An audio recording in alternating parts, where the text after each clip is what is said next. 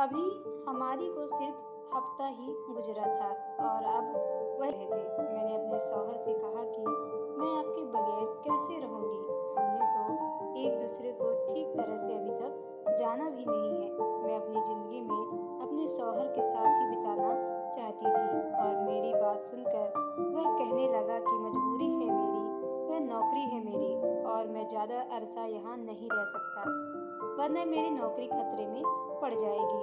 वैसे तो वह 1 महीने की छुट्टी आया था, लेकिन कंपनी ने अचानक छुट्टी कैंसिल कर दी और उसे वापस बुला लिया। यह सुनकर मेरी आंखें नम हो गई और मुझे गुस्सा भी आ रहा था। एक परदेसी से शादी करना बहुत ही मुश्किल काम है। इस बात का एहसास मुझे आज हो रहा था। मुझे सामान बांधने का कहकर सफी बाजार चले गए और कोई 10 किलो से भी ज्यादा फटकरी खरीद कर लाए और कहने लगे कि इसे भी मेरे सामान में रख दो। इतनी सारी फिटकरी देखकर मैं हैरान हुई और मैंने कहा कि आप वहां जाकर इसका क्या करेंगे? यह तो बहुत सारी है और इससे तो आपके सामान का वजन भी बढ़ जाएगा और अलग से पैसे भरने पड़ेंगे। क्या वहाँ भी हमारे इलाके की तरह गंदा पानी आता है? मैंने अपनी समझ के हिसाब से बात की थी, क्योंकि मेरी अम्मा हमेशा ही पानी के कूलर में फटकड़ी घुमाकर निकाला करती थी और पानी बिल्कुल साफ हो जाया करता था। मेरी बात सुनकर सफी हंस पड़े और कहने लगे, यह तो हमारे इलाकों में पानी एकदम साफ पानी होता है। सऊदी औरतें इसका कुछ और भी इस्तेमाल करते हैं। वहाँ इसकी अहमियत बहुत ज़्यादा। सऊदी औरतें की फटकरी को खरीदने के लिए तड़पती है। तकरीबन यारों सभी घरों में ये वहाँ मौजूद होती है। मैं जब भी जाता हूँ वापसी में फिटकरी जरूर लेकर जाता हूँ। सफ़ी की बातें सुनकर मैं हैरान थी, क्योंकि हमारे यहाँ तो हर एक दुकान पर फटकड़ी आसानी से मिल जाती है। लेकिन इस वक्त मसला मेरे लिए फटकड़ी का नहीं बल्कि सभी से मेरी जुदाई थी। मैंने उसके सामान से हथकड़ी रख दी थी और रोते हुए उनसे कहा, जितनी जल्दी मुमकिन हो सके वह मुझे भी अपने पास बुला लो। मेरे आंसू रुकने का नाम ही नहीं ले रहे थे। तभी तो हम दोनों ने अपनी खूबसूरत जिंदगी की शुरुआत ही की थी और इतनी जल्दी जुदाई का वक्त भी आ गया था।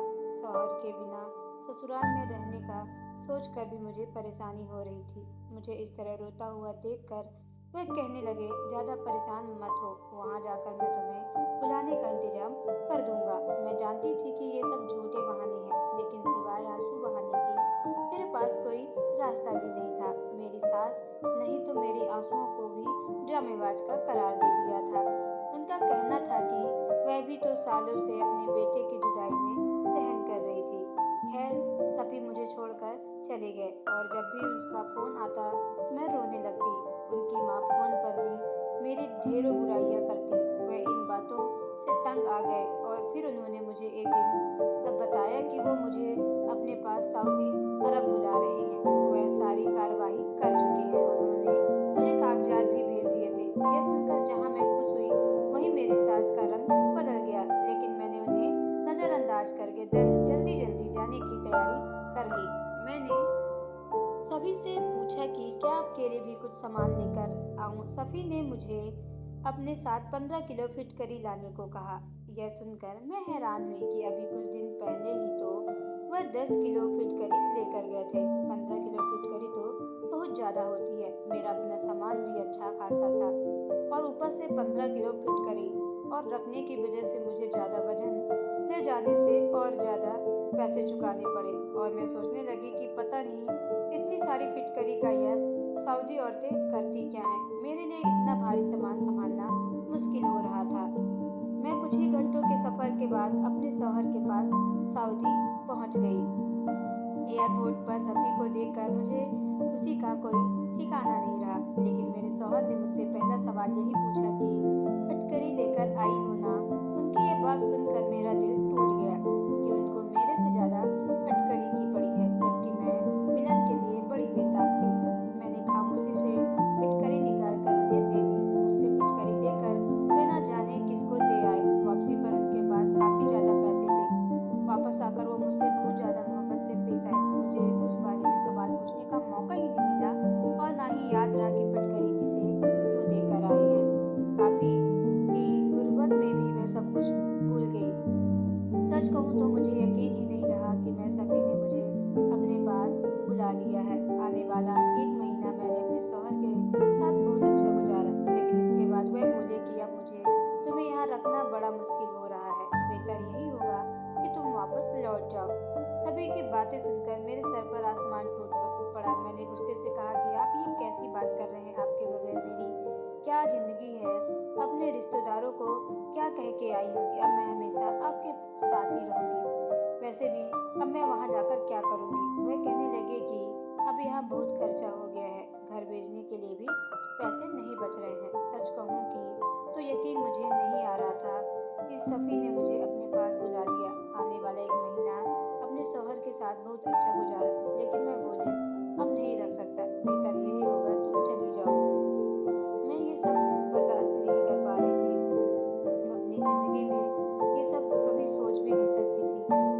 और अम्मा पैसा भेजने के लिए प्रेशर बना रही है। तुम्हारे यहाँ होने से मेरे सारे पैसे खर्च हो रहे हैं। मैंने नाराज़गी से कहा कि यदि यही बात है तो मैं यहाँ पर नौकरी कर लूँगी, मैं अपना खर्चा खुद उठा लूँगी, लेकिन मैं वापस नहीं जाऊँगी। मैं अकेले वहाँ ज़िंदगी नहीं गुजार सकती। मेरी बात सुनकर सभी हंस पड़े और बोले कि तुम्हें भला क्या काम आता है, तुम क्या नौकरी करोगी?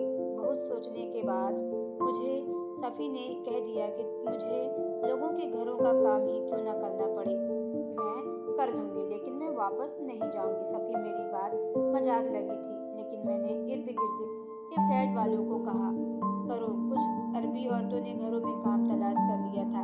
उस 1 महीने में मेरी काफ़ी लोगों से जान-पहचान हो गई थी, क्योंकि हम जिस जगह पर रहते थे, वहाँ हमारे एरिया की औरतें रहती थीं और उस वक़्त मेरी जान-पहचान में मेरे काम आई। 2 अरबी औरतें ने मुझे अपने घर में खाना पकाने के लिए रख लिया। मेरी जान-पहचान वाली फैमिली ने मुझे बताया कि अरबी लोग हमारे हाथों का खाना काफ़ी पसंद करते हैं। 2 घरों में एक साथ काम मिलने पर मेरी खुशी का ठिकाना न रहा। मुझे सिर्फ खाने पकाने के लिए काफ़ी अच्छे खासे पैसे मिल रहे थे, जिससे मैं आसानी से अपने शौहर के साथ रह सकती थी। शादी से पहले मैंने बहुत सारे कुकिंग्स कोर्स भी किए थे, जिससे अरबी खाना पकाना भी मैंने सीख ही था। यही बात मेरे काम आने लगी थी। रात को जब मेरे शौहर सभी घर लौटे तो मैंने उन्हें बताया कि मुझे 2 अरबी औरतों ने मुझे खाना पकाने के लिए रख लिया है। तो मेरी बात सुनकर भी वे हैरान हो गए और कहने लगे कि तुमने तो सच में ही काम ढूंढ लिया है, लेकिन मैं तुम्हें दूसरों के घर जाकर काम करने की इज्जत नहीं दे सकता है। सफ़ी ने मेरी सारी खुशियाँ खाक में मिला दी, लेकिन मैं इतनी आसानी से हार मानने वाली नहीं थी। मेरी आंखें नम हो गई और मुझे देखकर सफ़ी का दिल पिघल गया और वो भी मेरे बगैर नहीं रहना चाहता था। मैं अच्छी तरह जानती थी कि मेरी सास मुझे वापस बुलाने के लिए मेरे शौहर पर दबाव डाल रही थी, इसलिए वे मजबूरन मुझे वापस भेज रहे हैं। मैंने जानबूझकर इतना रोना ना शुरू कर दिया कि सफ़ी ने मुझे काम करने की इजाज़त दे दी। मेरी खुशी का ठिकाना रहा, क्योंकि अब मैं हमेशा यहाँ रह सकती थी। मैंने खुशी में सभी गले में हाथ डाला और अपनी मोहब्बत का इजहार किया। अगले दिन सफ़ी दफ्तर जाते समय कह गए कि अगर तुम्हें काम समझ जाए तो करना, वरना पहले दिन ही काम पे वापस आ जाना। मैंने ठीक है कहकर उन्हें अलविदा किया और उनके जाते ही घर के सारे काम निपटाए और फिर मेरी पड़ोसन मुझे उन अरबी औरतों के घर ले गई। घर का क्या था, आलीशान महल थे। मैं तो देखकर हैरान ही रह गई। दोनों ही अरबी औरतें बहुत ही अच्छी थी। उन्हें हिंदी समझ नहीं आती थी, उन्हें हिंदी लेकिन बोलनी आती थी। उन्होंने मुझे इशारे से समझा दिया कि उन्हें किस तरह का खाना पका कर दूं। पहले ही दिन मैंने बावर्ची खाने में एक अजीब बात देखी। एक बहुत बड़े डिब्बे में ढेर सारी फिटकरी के टुकड़े पड़े हुए थे। उसे देखते ही मुझे याद आ गया कि मैं और मेरे शौहर अपने देश से इतनी सारी फिटकरी लेकर आए थे। पता नहीं मेरे शौहर ने उसके साथ क्या किया था। ये अरबी औरतें आखिर इस फिटकरी का करती क्या है? लेकिन ये सवाल मैं किससे पूछती, क्योंकि इस घर में जितने भी लोग थे वह सभी अरबी लोग थे। यहाँ इंग्लिश भी किसी को नहीं आती थी और सभी लोग पहले से ही बता चुके थे कि उन्हें इसके बारे में कुछ नहीं पता कि अरबी औरतें इसका क्या करती हैं। मैंने यहाँ 2 घंटे में खाना तैयार कर दिया और अब मैं दूसरी अरबी औरतों के घर चली गई। यहाँ भी मैंने बिल्कुल वही चीज़ देखी। इसके बावर्ची खाने में पहली वाली से भी ज़्यादा फटकरी थी। अब तो मेरे अंदर और भी ज़्यादा उत्तेजना पैदा हो गई कि आखिर ये माजरा क्या है।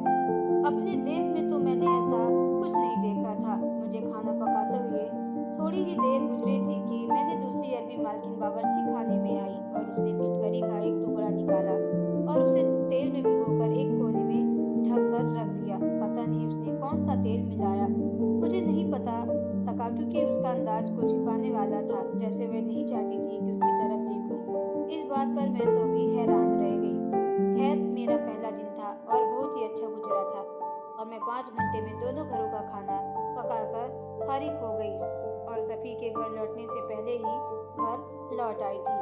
खाना पकाने का शौक मुझे पहले से ही बहुत था, इसलिए मुझे यह काम बिल्कुल भी भारी महसूस नहीं हुआ था। शाम को जब सफ़ी घर आए तो उन्होंने मुझसे ढेर सवाल लाद पूछे और उन्हें मैंने सब कुछ बता दिया कि काम बहुत अच्छा है और मुझे किसी किस्म की कोई तकलीफ नहीं है। चाहे तो मेरी सारी तनख्वाह अपने घर भेज सकते हैं। मेरी बात पर सफ़ी ही मुस्कुराती है और वो जानते थे कि ये सब मैं उनके साथ रहने के लिए कर रही हूँ। सफ़ी रात के खाने के बाद मुझे बाहर घुमाने के लिए ले गए। ये पहली बार हुआ था जब मैं इतनी सुकून से उनके साथ पहली बार निकली थी, वरना मेरी सोच यही तक लटक रहती थी कि सफ़ी मुझे वापस भिजवा देंगे। सफ़ी मुझे अपने साथ एक बड़े मॉल में लेकर गए। उस रंगीन दुनिया में पहुंचकर मैं खो सी गई। मॉल में बड़ी बड़ी सोने की दुकानें थीं। यहाँ तो हर औरत का ढेर सारा सोना पहने हुए थे। मैंने कभी किसी औरत को खुलेआम इतना सोना पहने हुए नहीं देखा था। मैंने अब तक यही समझा था कि सऊदी अरब में शहरों के अलावा और कुछ नहीं होता है, लेकिन यह तो बहुत ज़्यादा तरक्की कर गया था और आज पहली बार मैं ये सब देख कर रही थी।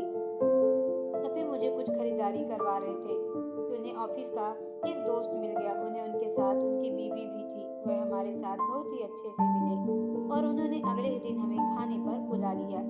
मैं इस दावत के लिए बहुत ही एक्साइटेड थी क्योंकि मैं पहली बार यहाँ आकर किसी के घर पर दावत पर जा रही थी।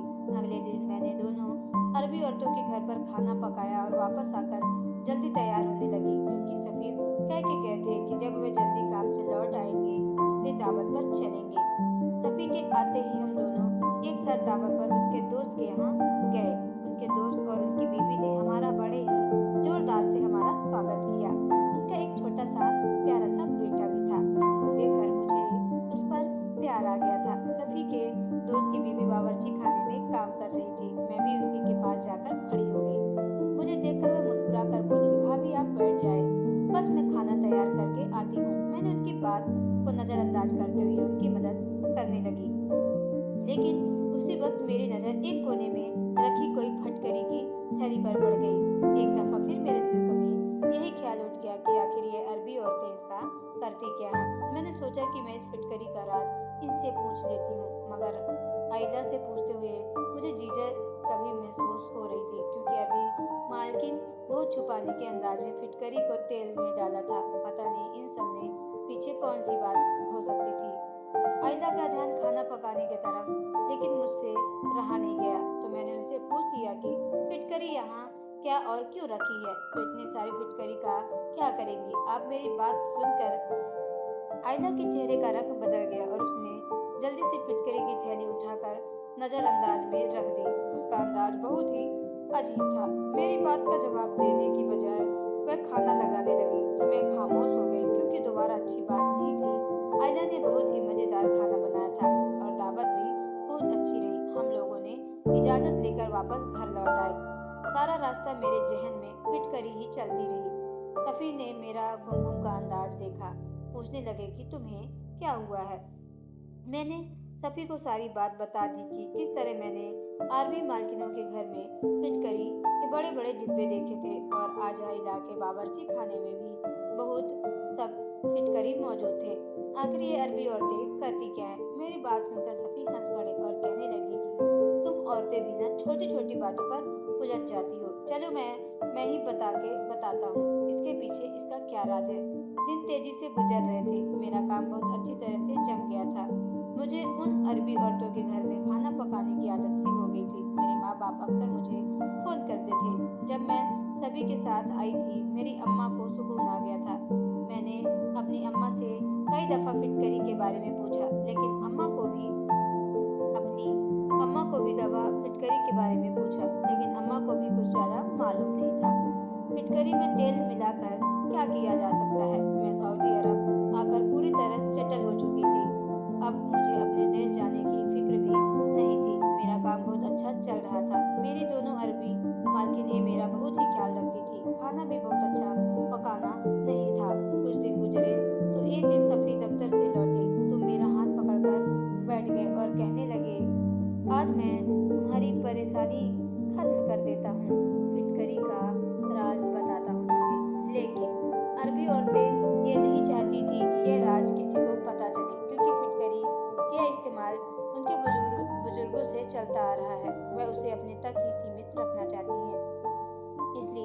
आयदा भाभी ने भी तुम्हें इसके बारे में कुछ नहीं बताया। सफ़ी की बात सुनकर मुझे एहसास हुआ कि आखिर इस फिटकरी में ऐसा ही क्या किया जा सकता है, इस कदर छुपाने लायक। सफ़ी कहने लगे कि हर इलाके में अपने रस्मों रीति रिवाज होते हैं और इसी तरह हर इलाके के टोटके इलाज होते हैं। तुम भी जब से आई हो तो तुमने देखा होगा यहाँ एक कुछ ऐसी भी बहुत सारी चीज़ें होती हैं जो हमारे देश में नहीं होती है, और जो चीज़ हमारे देश में होती हैं वो यहाँ नहीं होती है। और इसी तरह से जो इस्तेमाल फिटकरी हमारे देश में किया जाता है वह बिल्कुल भी अलग है, जबकि अरबी औरतें इसमें बिल्कुल अलग तरह का फ़ायदा हासिल करती हैं जो हैरान कर देते होने वाला है। अगर हमारे देश में भी इस तरह फ़ायदे का पता लग जाए तो वह फिटकरी के ढेर सारे लग जाएंगे। मैं उनकी तरफ घूर कर देखा कि अब बता भी दे कितनी पहेलियां बुझाएंगे। मेरी बात सुनकर सभी ने मुझे एक ऐसा राज बताया कि जिसे सुनकर मैं दंग रह गई। मैंने अपनी 22 साल की जिंदगी में ऐसा कुछ भी नहीं सुना था।